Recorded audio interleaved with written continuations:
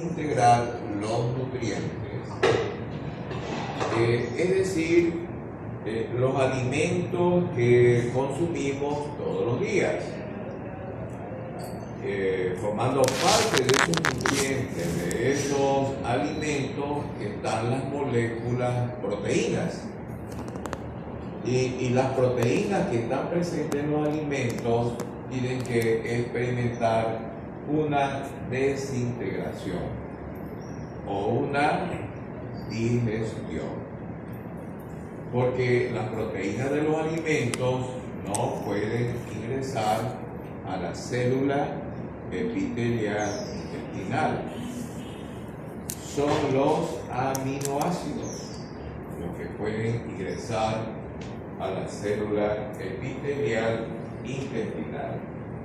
Entonces, las proteínas que ingresan con los alimentos deben ser desintegradas o deben ser digeridas, y entonces quedan libres los aminoácidos, que son moléculas pequeñas que pueden ingresar a la célula epitelial intestinal.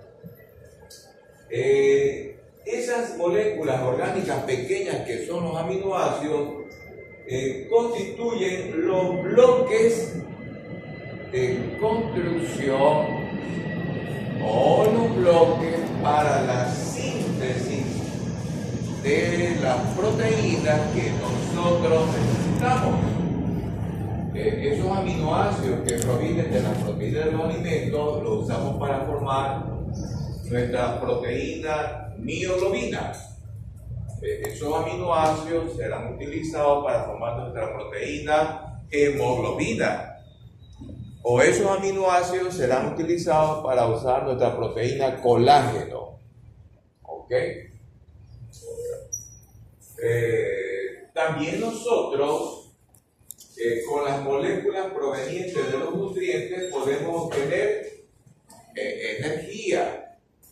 Y esa molécula podría ser este polisacárido, el almidón.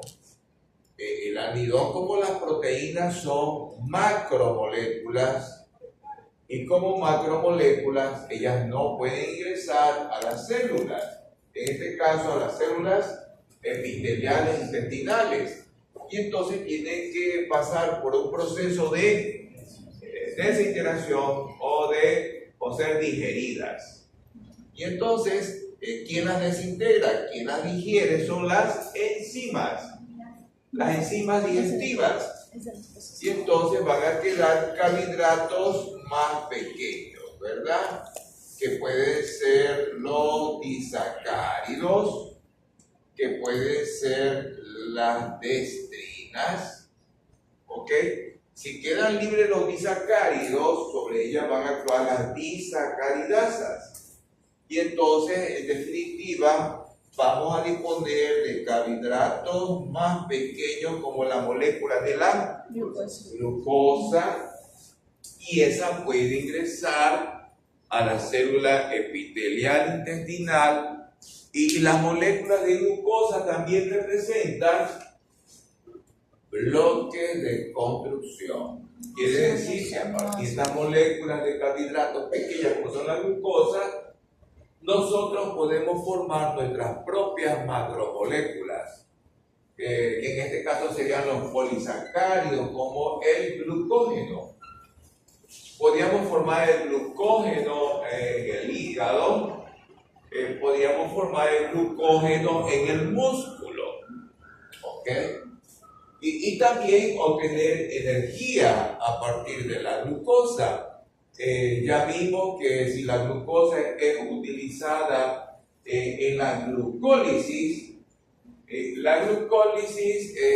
proporciona dos moléculas de ATP, y ahí tenemos nosotros la energía que se requiere para ciertos procesos. ¿Qué más tenemos en esta parte de la importancia biomédica de este capítulo, el 7? Que no todas las enzimas son proteínas. algunas, ¿qué estructura tienen? De ácidos nucleicos, ¿no? Entonces, esto constituye excepciones. Y aquí existen unas moléculas denominadas las ribosimas. Pero la mayoría de nuestras enzimas son proteínas. Ya, veamos la siguiente. Ok.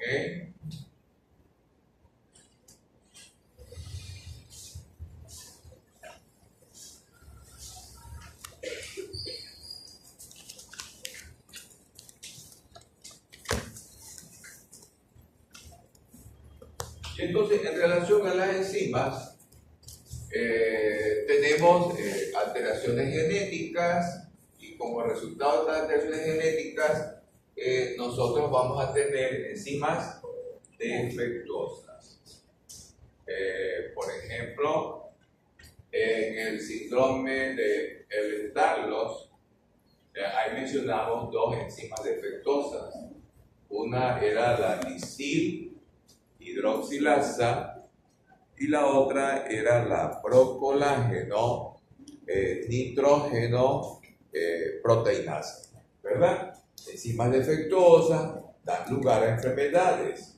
En los casos que corresponden es al síndrome de Ehlers-Danlos.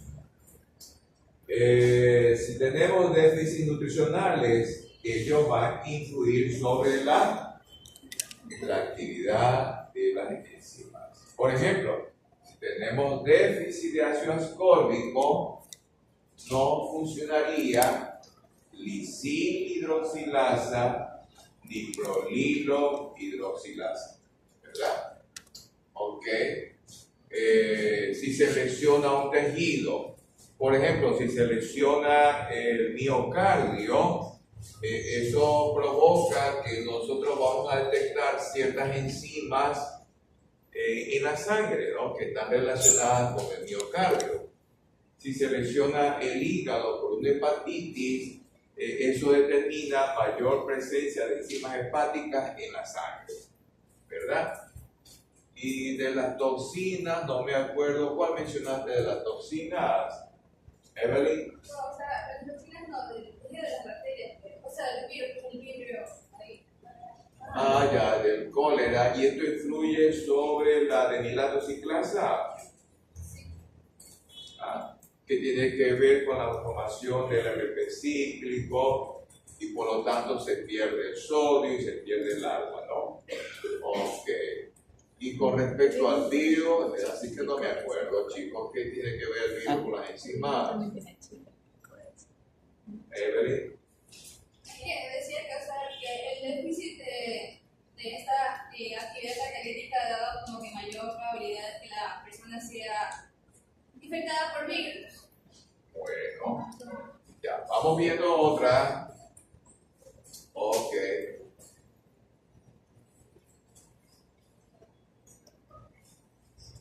Por ejemplo, en la industria, ¿verdad? Se usa para la producción de quesos. Nosotros ya disponemos de lactasa, ¿no? Para poder digerir a este disacárido, la lactosa, ¿no? Antes no disponíamos de esa molécula, entonces ¿qué teníamos que usar? Productos lácteos deslactosados, ¿no? Sin presencia de lactosa. Ya. A ver, veamos otras. Ok. Ya, entonces, nuestras enzimas son catalizadores eficaces. Ya. ¿Qué significa eso de eficaces? Es porque incrementan la velocidad de una reacción bioquímica. Y nosotros recién mencionamos a una enzima que es la anhidrasa carbónica. ¿Ya? Y esta enzima es importante. ¿Por qué es importante? Porque nosotros producimos muchas moléculas de dióxido de carbono. ¿Cuántas moléculas de dióxido de carbono producimos por día, chicos? ¿Recuerdan ese dato? que recién lo estudiamos en lo que tiene que ver a la regulación ácido básica. Era alrededor de 13.000 y hasta 14.000 nanomoles de dióxido de carbono, ¿no? Es mucho dióxido de carbono. Y entonces, ¿qué es lo que hace la anhidrasa carbónica? Convierte el dióxido de carbono en ácido carbónico. Y eso facilita para que se forme el bicarbonato. Y el bicarbonato es el que transporta la mayor parte de CO2 hasta los pulmones. Y eso tiene que ver con la anhidrasa carbónica, porque la conversión de CO2 a ácido carbónico se acelera en miles de veces. ¿Ok?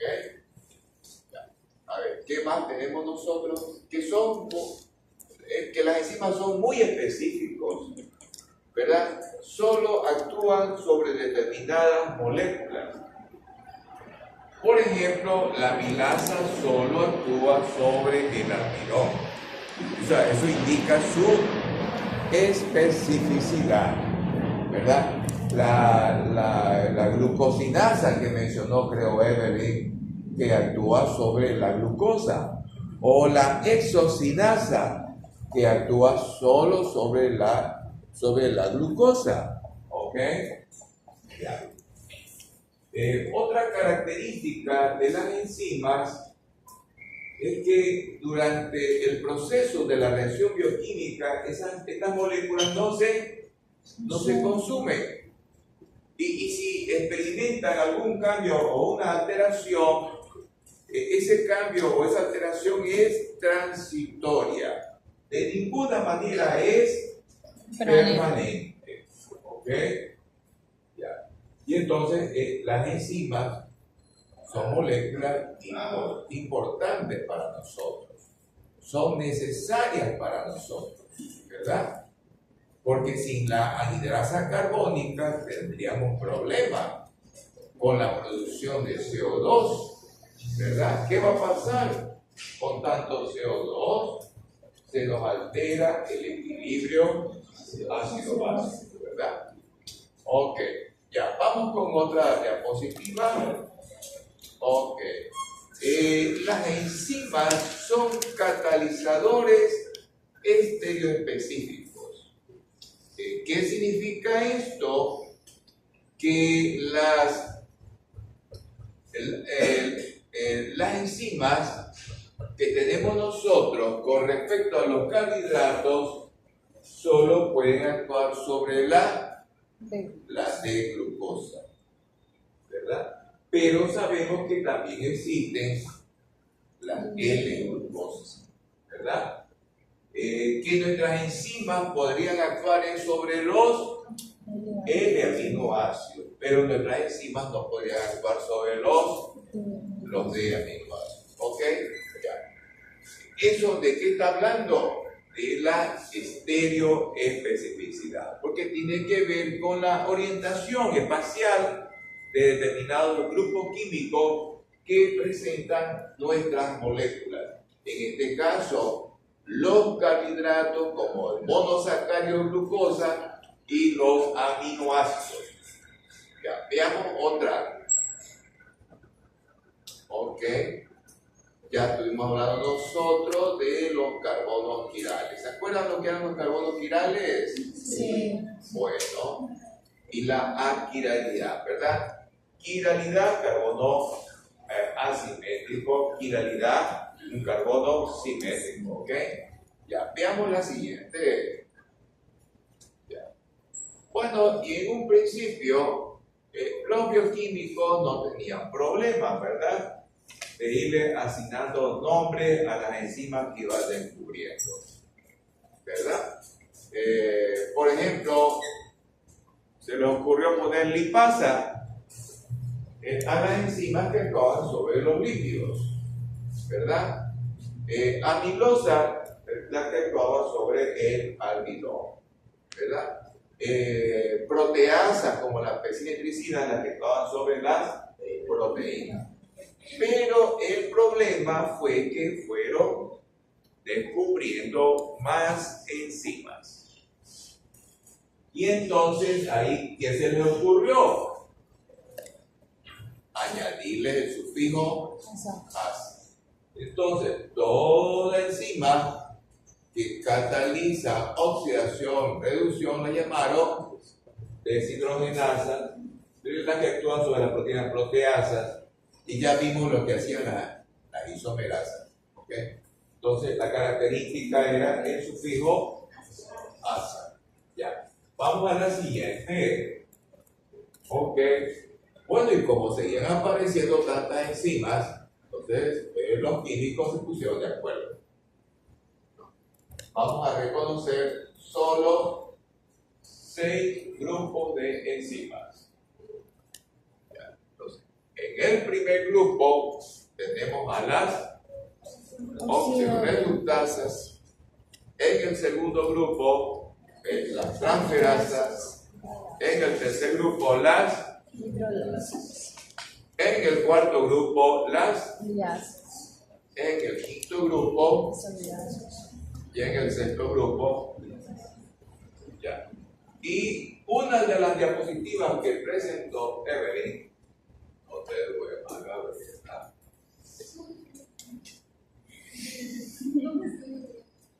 ¿Se acuerdan que no había letras para referirse al nombre de una enzima, sino que había números? Sí. ¿Ya? Y el primer número corresponde a la clasificación general. Si es una oxidorreductasa, el primer número será el. Y si es una transferasa, el primer número es el. Y si es una hidrolasa, el primer número es el. Entonces, ustedes tienen que escribir mucho. Tienen que poner el numerito nada más. Y se están relacionando con una enzima. Ya. Veamos la siguiente. ¿Eso qué es? Un resumen de lo que hacen las enzimas. ¿Ok? Entonces miramos acá, chicos, ¿qué es lo que hacen las oxidorreductasas? Van a oxidar a esta molécula y va a reducir a esta molécula. ¿Sí ven acá? El A estaba reducido. Al terminar la reacción enzimática, ¿cómo queda? Oxigenado. Y este otro sustrato que estaba, al terminar la reacción, queda reducido. Transferasas. Tenemos este sustrato. El sustrato va con este grupo químico B, ¿verdad? Y otro sustrato, sustrato C.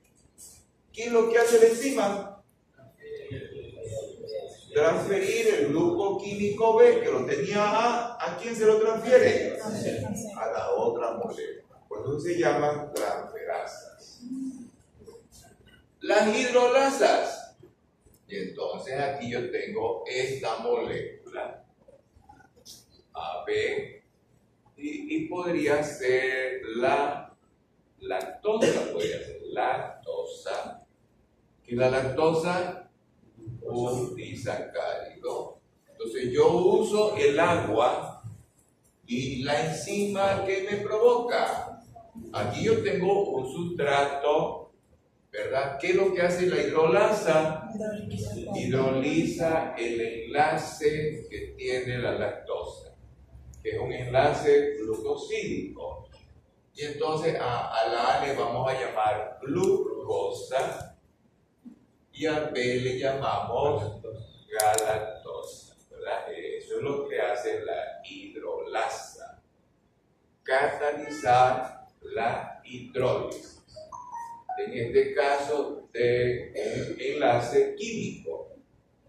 Ya. Las liasas, ¿qué hacen las liasas?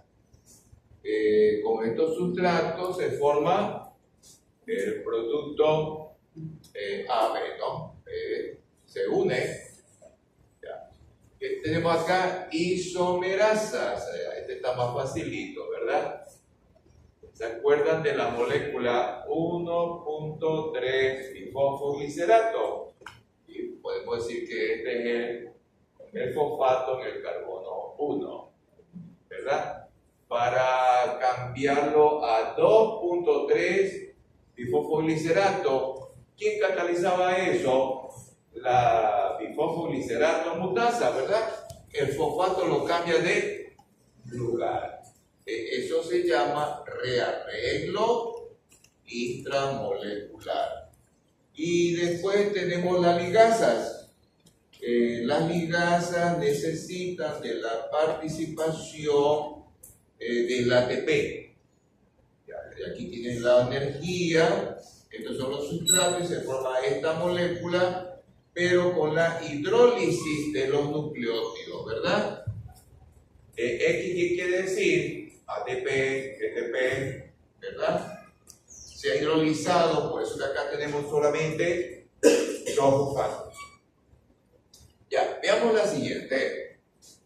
Y esto es lo mismo, ¿verdad? Del cuadro anterior, de lo que hacen las óxidos reductasas. Vamos avanzando. Lo que hacen las transferasas.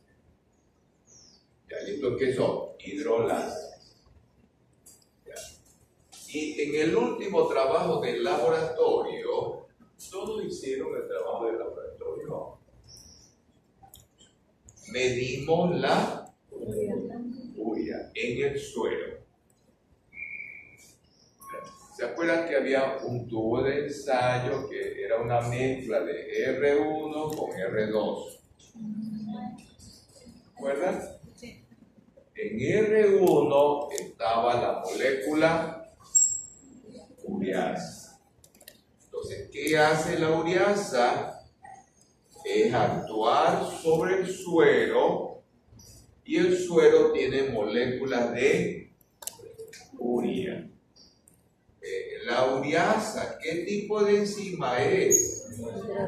Quiere decir que necesita de para hidrolizar a la urea.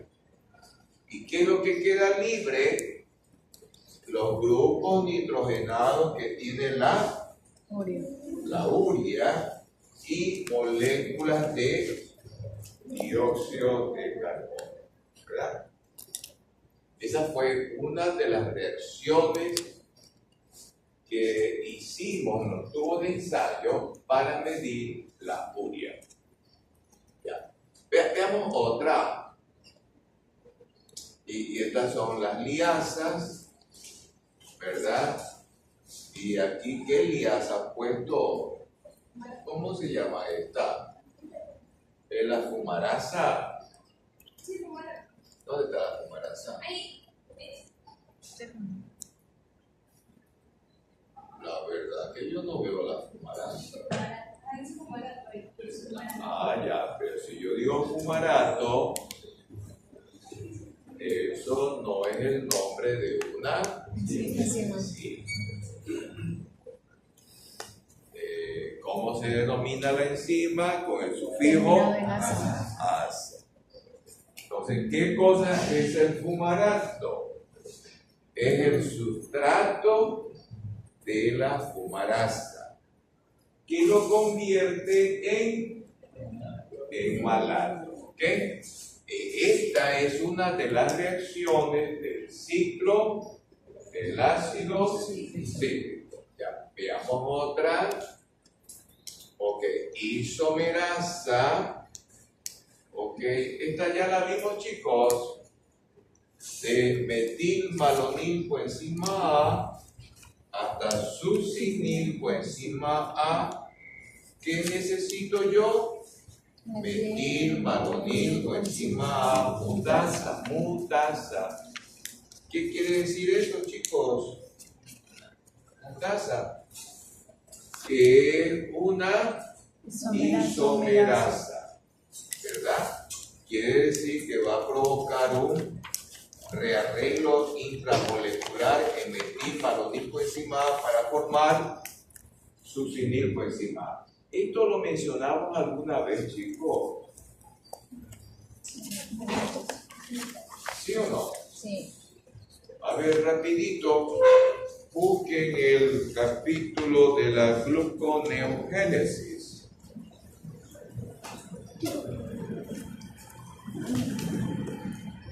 ¿Cuál es? ¿El 20 o el 19?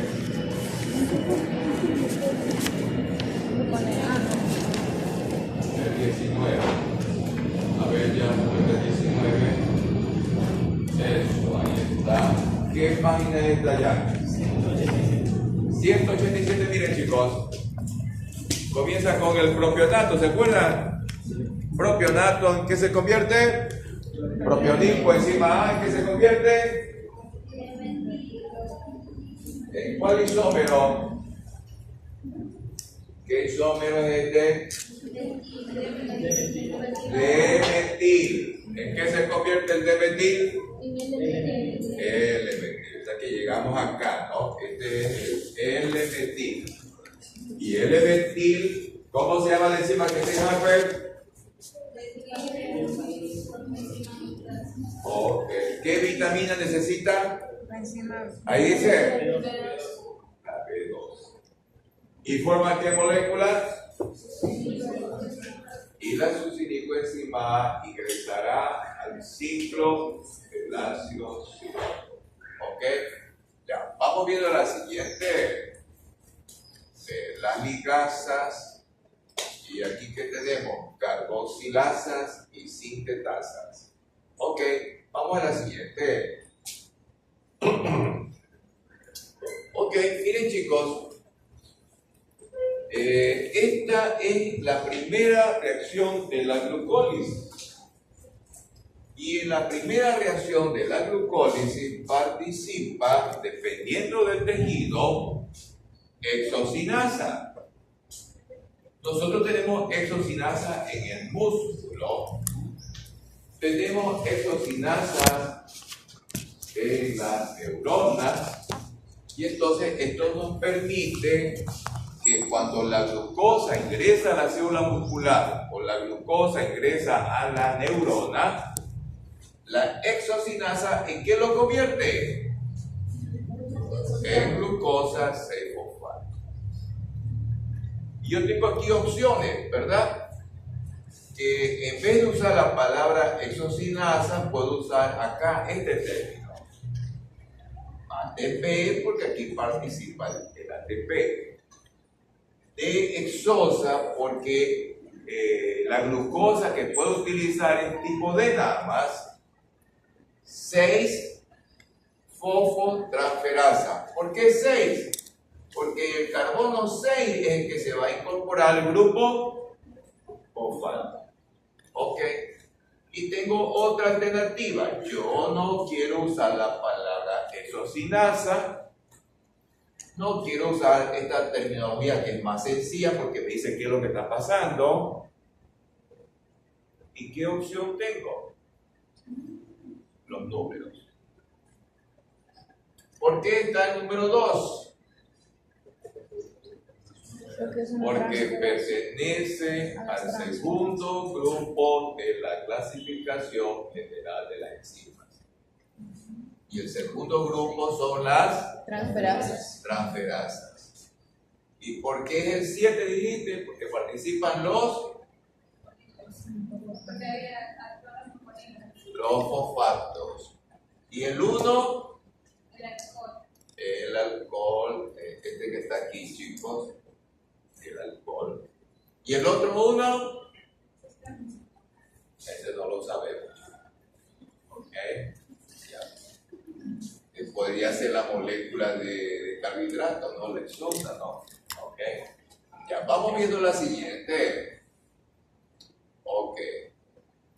Y entonces, algunas enzimas, para que puedan desarrollar su actividad, y su actividad es la catálisis, necesitan de estas moléculas o de estas sustancias, los grupos protéticos o los cofactores o las coenzimas. ¿Correcto? Ya. Y entonces aquí yo tengo la enzima. ¿Correcto? Y la parte solamente proteica de la enzima se llama apoenzima.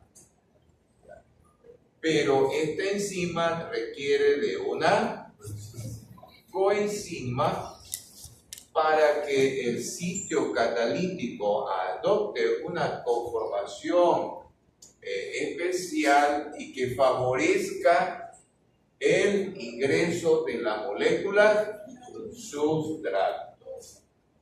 Ya. Los grupos prostéticos, ¿cuáles pueden ser? Puede ser el hierro, puede ser el manganeso, puede ser zinc. Me parece que hemos mencionado una enzima que tiene hierro. Yo sé, ¿te acuerdas? Pero no es enzima, ¿no? La anhidrasa carbónica, dice Eric.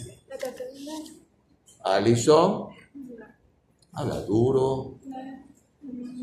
Habla fuerte. La catalasa. ¿Escucharon a Alison? Habla duro. La catalasa. Es una enzima que necesita del hierro. ¿Ok? Ya. Si dijéramos metaloproteína, está bien el ejemplo que yo sé, ¿no? Ahí sí, la hemoglobina. Pero la hemoglobina no es enzima, ¿ok? Ya. Y el zinc, ese está presente en la anhidrasa carbónica. ¿Ok? Ya. Y ya hemos visto enzimas que necesitan de NAC. También hemos mencionado enzimas que necesitan del FA. Y de esta sí que no me acuerdo. De las enzimas que usan. No, ya me acordé, la verdad. Para descarboxilar el piruvato en acetilcoenzima A, ahí participa la coenzima A. Y ahí participa un complejo molecular que se llama piruvato deshidrogenasa. Vamos viendo otra. Ok. Y entonces, aquí tenemos una serie de vitaminas, ¿verdad? Que tienen que ver con los cofactores que requieren las vitaminas, ¿no? Por ejemplo, el pirofosfato de tiamina. ¿Se acuerdan quién lo necesitaba? Piruvato deshidrogenasa. Necesita el pirofosfato de tiamina. No sé si aquí mencionamos alguna vez quién necesita el fosfato de piridoxal. El piridoxal es una vitamina. ¿Qué vitamina es, chicos? ¿Alguien se acuerda? Es la vitamina B6. No, B6. ¿Y la tiamina cuál es, chicos? B1, B6. Y para formar este cofactor, que es el mononucleótido de flamina, el FMN, ¿qué vitamina necesito, chicos? B2, perfecto. Y bueno, esta es la misma vitamina, ¿verdad? El FAC, dinucleótido de flamina y adenina. Y también yo necesito en algunas reacciones que participe la biotina. ¿No se movieron de gluconeogénesis, chicos? ¿Siguen en la gluconeogénesis? ¿Tú sigues ahí? Sí. Ahí está la biotina, mira ahí, en la página 187. Ahí está la biotina. Ya. ¿Qué enzima necesita la biotina? Propionil, coenzima A. Carboxilasa. ¿Y de dónde sale, Mirka? Hace rato que todos regresaron. ¿O te perdiste de aula? ¿No encontrabas el aula? A ver, chicos, entonces, a ver, ¿qué enzima necesita de biotina? Propionil, coenzima A, carboxilasa. Necesita de esta vitamina. Ya, entonces, lo que hemos hecho ahora es ampliar la información sobre la invitamos. Es para que un grupo de enzimas pueda desarrollar su actividad catalítica. Ya. Vamos con la siguiente. En cambio, las enzimas, ¿qué necesitan?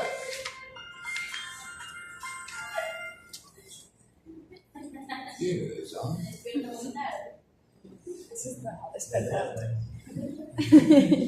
Enzimas que necesitan ¿cuál es ese? Sigue. ¿Quieren cobre, chicos? Muy bien. Están notificados que recién aparezcan. Vino con la información de la lisil-oxidasa, que para funcionar necesita del cobre. Ya dijimos que nos quiere dañar bioquímica. Es la anhidrasa carbónica. Y este es el cobalto, ¿no? Y el cobalto está en la cianocobalamina, creo, chicos. ¿Lo tiene la cianocobalamina? Y la cianocobalamina, ¿cuál es? La B12. Y la B12 que no necesitamos, chicos. Propionil, coenzima A, carboxilasa. ¿Ok? Ya. Vamos viendo otra diapositiva, chicos. ¿Y esto qué es? Ya. Que estos cofactores pueden unirse de manera reversible. Quiere decir que su unión no es muy fuerte. Ya. O sea, se pueden separar de la enzima. ¿Ok? Ya. Y lo mismo puede ser con los iones metálicos. En este caso de las enzimas que requieren el ion metálico, esas enzimas se llaman enzimas activadas por metal. Ya. Veamos la siguiente. Ok. Nosotros ya hemos mencionado en varias ocasiones qué enzimas nuestras necesitan del NAD. Por ejemplo, una enzima de la glucólisis. ¿Cuál es? La gliceraldehído 3-fosfato deshidrogenasa. Si van rapidito a la glucólisis, ahí la encuentran, ¿verdad? Esa enzima funciona si está presente esta coenzima que es el NAD. En cambio, otras necesitan del FAD. Por ejemplo, una enzima del ciclo del ácido cítrico. Muy bien, Reiner. Reiner no tuvo la necesidad de salir a buscar la información. Ya, la succinato deshidrogenasa necesita de el FAD. ¿Ok? Ya. Ácido pantoténico, ¿para qué lo necesito yo? Para formar la coenzima A.